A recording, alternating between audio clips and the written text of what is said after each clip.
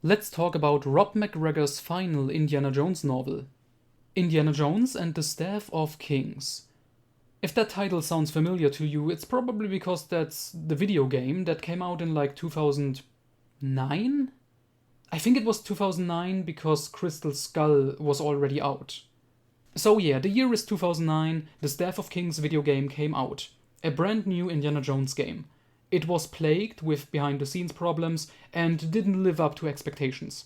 And originally there was gonna be a novelization released at the same time, written by Rob McGregor, who wanted to come back. Because McGregor wrote the novelization for The Last Crusade back in the day. He wrote the first 6 Indiana Jones novels for Bantam Spectra, and then he wanted to come back, like write a novelization for Crystal Skull. But they said no, they went with James Rowlands, so McGregor got this novelization of the game instead. But then it got cancelled, not just because of the behind the scenes problems with the developers and the game, but also because he was told there just isn't a market for Indiana Jones books. Like, no one is buying that stuff, no one is reading it. Maybe the failure of Steve Perry's Army of the Dead novel contributed here, because, yeah, it wasn't well received, it didn't sell much, because Indiana Jones.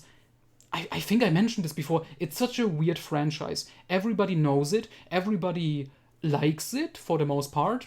You know, it's a classic. But no one actually cares about it whatsoever. It's not like Star Wars, where everybody is highly autistic and has to get everything and read everything.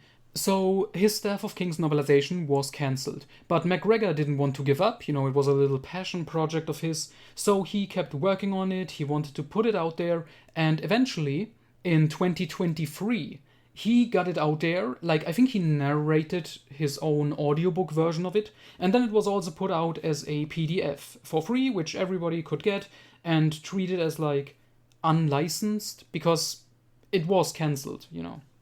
I was very happy to get to read this book because I liked Rob McGregor, I liked his first 6 books, and I really loved his novelization of The Last Crusade and Staff of Kings.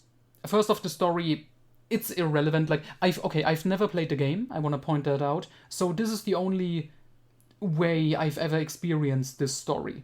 Indy is going after the Staff of Moses because a former classmate of his, a German guy, who is now working with the Nazis, is looking for it.